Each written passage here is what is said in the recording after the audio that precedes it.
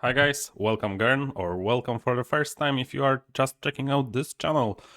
Today we'll be focusing on best ways to play Seven Wonders and what you should buy and like what purchases make sense. Most of the reviews that you will see are from people that are like professional reviewers or like semi-professional reviewers, and they play a lot of games.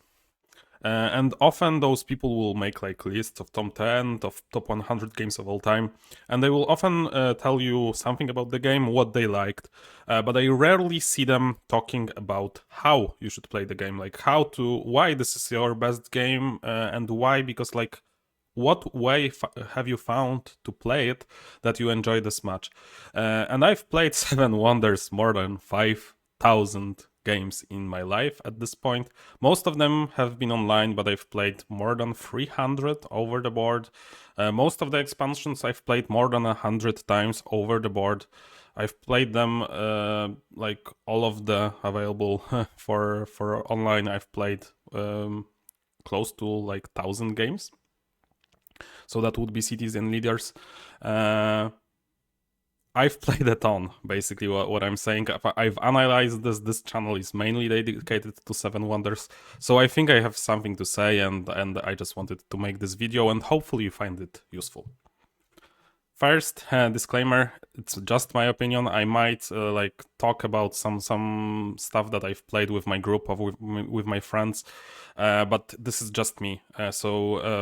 This is not like ultimate truth or something. This is just my opinion. And let's talk about ways to play Seven Wonders. And I just have to start with the classic. This is just base game, old or new.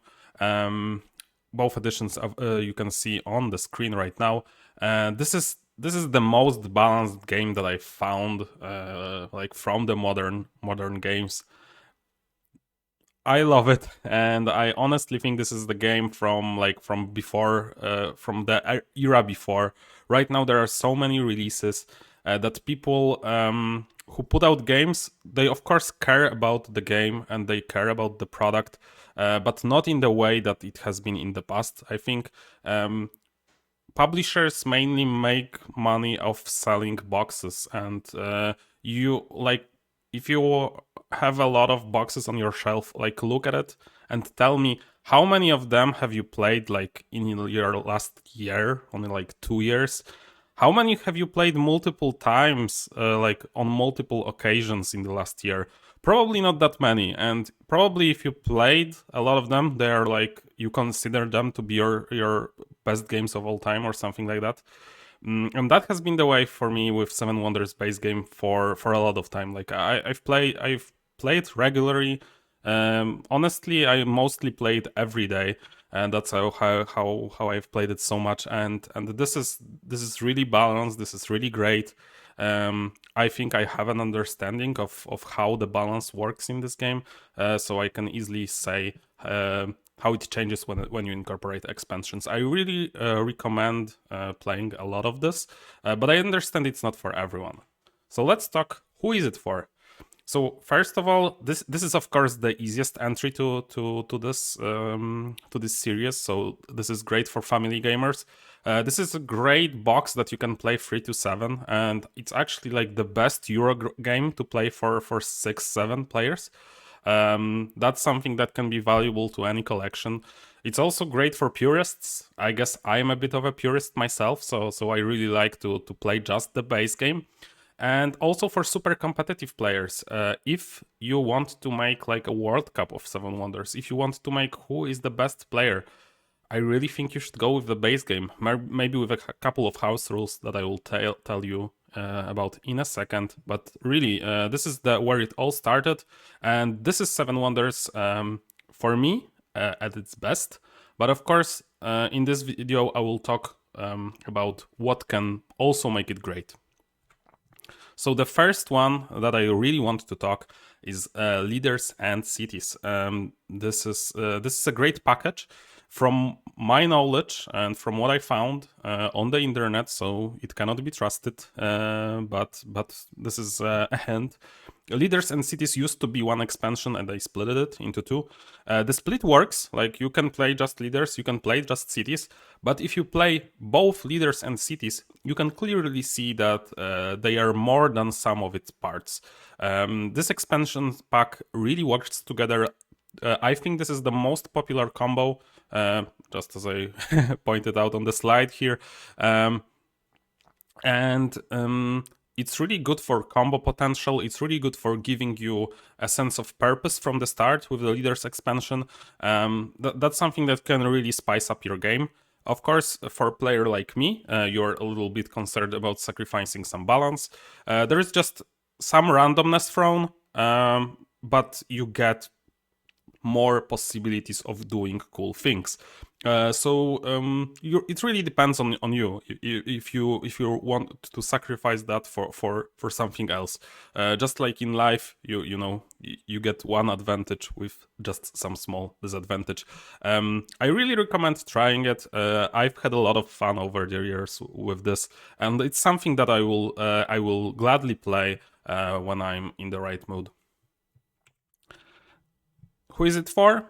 Players looking to expand game easily, because it's very natural to throw both of them in, and for combo players. You can see the famous card from Magic, the Johnny the combo player. I really think that if you like building like some crazy engines, this is the best one for you, probably. Then we have the big one, the new one, the Armada. And what it boils down is base game plus Armada. Sometimes you throw cities. They are easily thrown, but I would say after playing a lot with this package, I think cities are better left out here. Just because you quickly realize that the black cards don't really go well with Armada. But I will also talk about cities in a second. So Armada, when I got this expansion, I was very skeptical. Chronologically, we got leaders, then we got cities, which were both critically acclaimed and pretty good. Then we got Babylon, which was very weird. And like very weird. Half of the Babylon I really think was very bad. Like the Tower of Babylon, I understand that it's good for some players, but it's very small margin. For most players, this should not have been published, honestly. And that's one of the reasons why they haven't republished it for the new edition yet. The other half was good. I will talk about it soon. And then we got Armada. So after the bad Babel, because I think like from the critical acclaim and from the general selling point also, it was pretty bad for them. So after the bad Babel, everyone was like, Armada, I don't know. But Armada was mind-blowing, honestly. When you start, you are like amazed by the choices. And it's just like, you just need Armada. You don't need to... You can throw cities or leaders, but you can just throw Armada and focus on the Armada. There is just so much to do. It really changes up the game. It gives you multiple new things to think about, so it's really an expansion that shakes up things, but it knows what it wants to do. I've like for the most part, this was my favorite expansion, and this was my favorite way to play offline. I grown like after playing it a lot. I've grown to appreciate maybe just mixing things up from time to time. And Armada, like I will probably publish a critical video, like critical review for Armada. So let me know if you guys interested in that. But for your first couple, how you say, for your first like teens plays or like 20, 30 plays, you will be satisfied with it. And you will be really satisfied if you want like number crunching, if you want to just build your stuff more, interact more with other players. I would say one thing, it scales pretty bad. Like 5, 6, I wouldn't go near like 6, 7. That's just too much table space, too much chaos for not that much gain. I would probably stick to the other options with higher player counts. Who is it for? Advanced players. If you think Seven Wonders is too simple, throw Armada. I really recommend that. If you are like seasoned Eurogamer, if your like favorite game is, for example, I don't know, Terra Mystica or Terraforming Mars, or if you are like really like a lot of system interacting with each other, throw in Armada. You will be very, very satisfied with it. And if you want to really shake up things, first with the first expansion, Armada is also a great choice. Then the next thing that I want to talk about is throwing in everything. I really do not recommend it. I have the old edition here just because the Babel is just for the old edition. You can do that. I've played with it. It's interesting, but even in the Armada rules, they say we suggest that you play with at most 2 expansions. And I think that's a good rule. And there is a reason why it got into the rulebook. At some point, it becomes more of you are trying to fight with the rules, like with the rule set. I've played this game like too much, probably. But when you are playing in real life, you are playing with people who haven't played that much, probably. Even if you are the Seven Wonders aficionado, you are playing with people who don't have everything memorized, and it's hard for them to follow all the rules usually in these situations. So you will have as much. Usually, I have a saying when I say you have as much fun as the person having lowest fun on the table. Like board games are a group activity.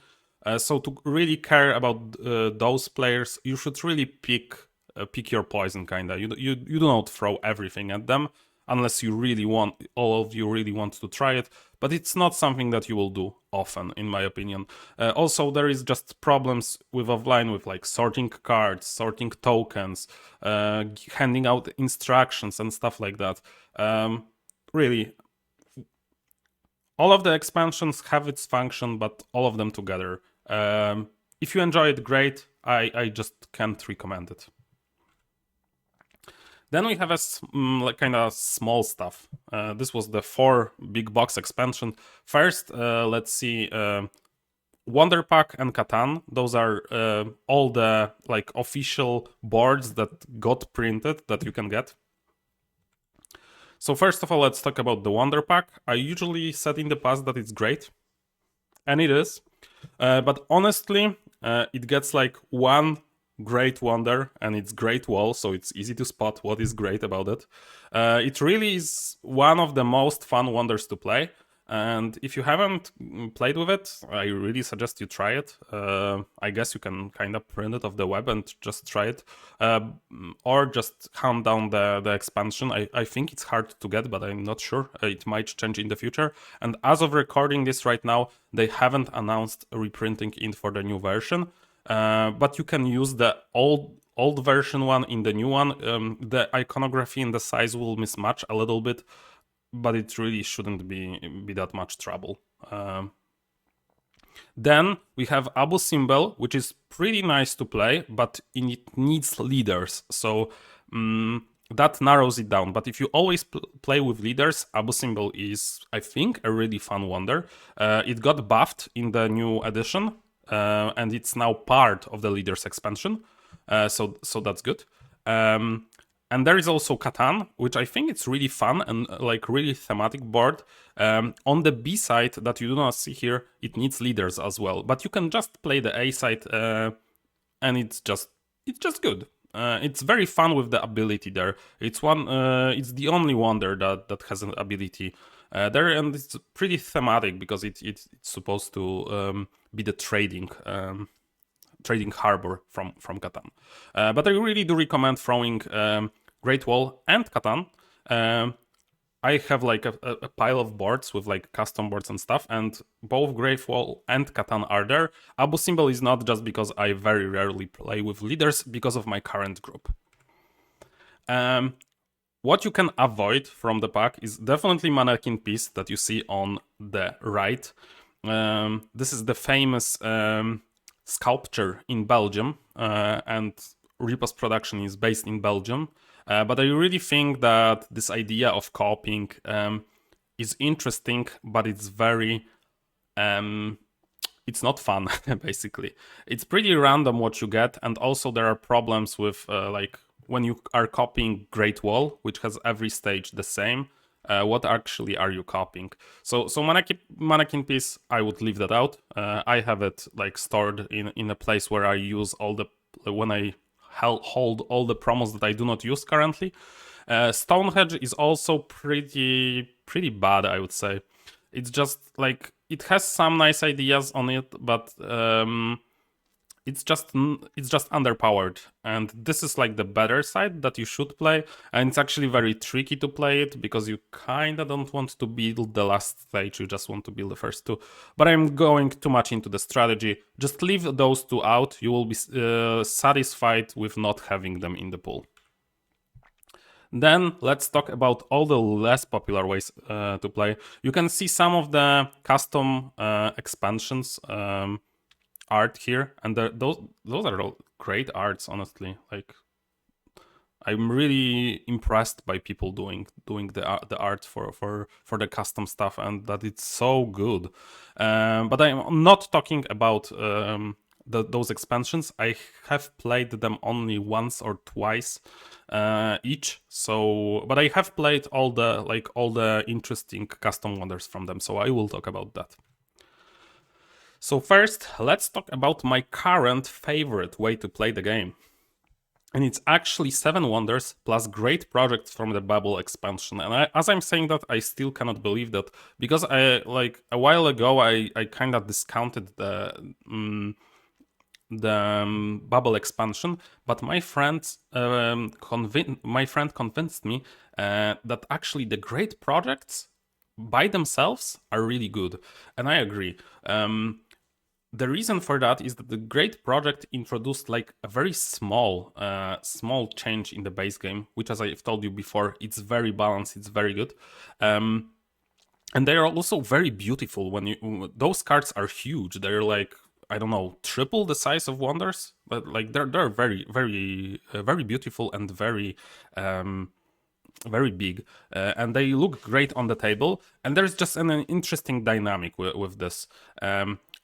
What I like the instruction will tell you that you should reveal a card each age. No, you should reveal cards at the start of the game so players can strategize a little bit. That's what you should do, and that's the way that you should play. The reason why the rulebook tells you that you should reveal them each round is because games, and especially games like Seven Wonders, are decided for the casual side. So players are not overwhelmed with information. They do not ask until they have to, stuff like that. But when you are playing, and if you are watching this channel, and if you are interested in Seven Wonders, you are more advanced, I would say, probably, and you can handle 3 revealed cards, so nothing will surprise you, and you can actually shape up your strategy each game, and each game will be just a little bit different, but still great. Who is it for? Competitive players looking to shake up the game and maintain great balance. Sorry for reading out what was already said, but I can't find better words for this. This is my favorite way to play right now in real life. Okay, so I've talked about custom wonders, and you can watch like 2 or 3 videos about this on my channel already. But I've got this question a couple of times. I've answered this in the comments, but I wanted to address it here. These are all the wonders that I would I have in my pool right now, except for one of them. But all of them I have in my pool, and all of them I've played with, and they are all, like, I can recommend printing them out. I especially enjoy Cupertino, Nibur, and Machu Picchu, I would say. those three. The three others are okay. The problem that you can probably see here is that the resources are kind of the same here. You have 2 woods and 2 cloths. That's especially problematic for the 2 cloths. So if you are starting, you should start probably with just Cupertino, Nibur, maybe Pergamon and Machu Picchu, so you have a nice... Cupertino, Nibur, Venezia, and Machu Picchu, so you have like 4 different ones. I would leave up probably Epidario or Pergamon. And those are like... This is one of my favorite way to also introduce some new stuff to Seven Wonders. Just trying out different custom wonders. Usually they are not very balanced, and this set could also like Cupertino is great. Nibur could use a little purifying, much so could everyone else here, but they are good enough. I can attest to that. This is my favorite kind of expansion. You just add more of the same. You do not introduce many new rules, many new mechanics, because when you have fans of the game, they like the base game. They don't necessarily like to just have another rule upon rule upon rule. They like the base game, so just by mixing things up for the base game, that's really, really nice. One thing that I want to address is house rules, and I know that a lot of people are opposed to house rules, but when you think about it, every game, every expansion that you played started as a bunch of house rules. It really did. And basically, rule books are just written house rules. That's what it is, actually. So first thing that I would like you to consider is hand out more wonders. So if you have more custom wonders printed, or like just the base game and you are playing with 3 players, hand 2 sides and let them pick. I usually do this like 2 ways. First, people pick the board and then they pick the side. When like everybody knows the board and then they pick the side, A or B, or day or night. With leaders, you are normally getting 4 leaders and drafting 4 of them. There is really nothing preventing you from drafting like 4 out of 5 or 4 out of 6, but don't go too many, because then you will see all the same leaders in the same hand. But it lets you do more combos, because the leader pool with the leaders anniversary pack got quite big.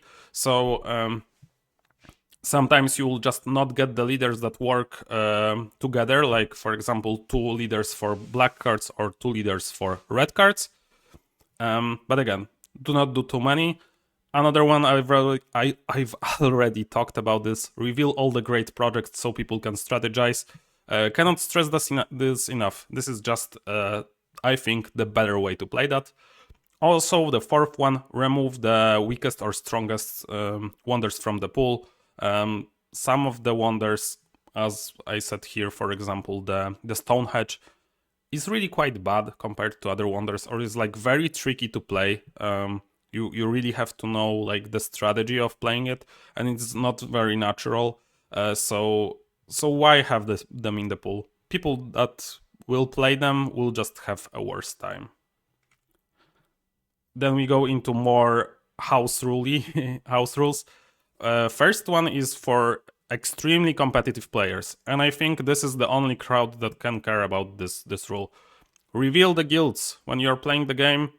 Instead of shuffling blindly, show everyone what's in the pool. Like advanced player know every card in the pool. They are tracking every card in the pool. The guilds are a random element. Remove it if you can and if you want. If you have like a world championship, I would say that this would be a great rule to introduce to a world championship. The next one is thin the pool of leaders. For example, we have 2 leaders here, Leonidas and Archimedes. When they were designing it, they were thought like they're pretty similar, but they clearly spotted that Archimedes is better. But Archimedes is not 2 gold better. Archimedes is infinitely better. Archimedes breaks the game kinda. So you can, for example, remove Archimedes and keep Leonidas because Leonidas is fine. And it can be used, but Archimedes is not worth 4 gold, it's worth at least 6. So yeah, so that's my rant about Archimedes. I really hate how happy he is in the picture. It's like, I broke the game! And yeah, he kind of does break some games. The next one is black cards, and with the leaders I would remove the best leaders because some of them break it. But with the black cards, I would do totally the opposite. There is no like the best black cards, the black cards that break the game. There are black cards that are just too bad.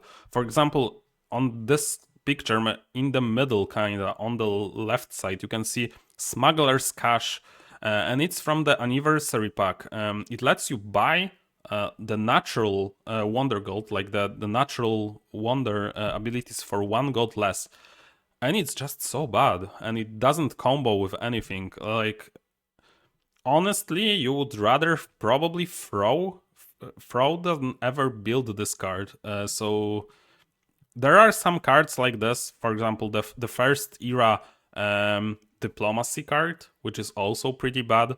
And some others. I really cannot talk about this more here because this video would be too long. But there are some cards when you just look for that, it's like, I'm never going to build this. I'm just no, and no. And you can just remove those cards so people actually have like good black cards in the pool and they can be excited about them.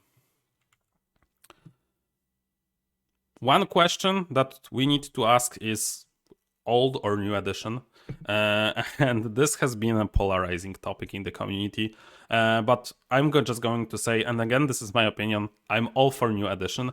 I don't think I will ever play old edition unless it's like a tournament that's only run for the old edition, or I'm just testing some stuff for the old edition because I'm designing like my custom wonder or stuff like that.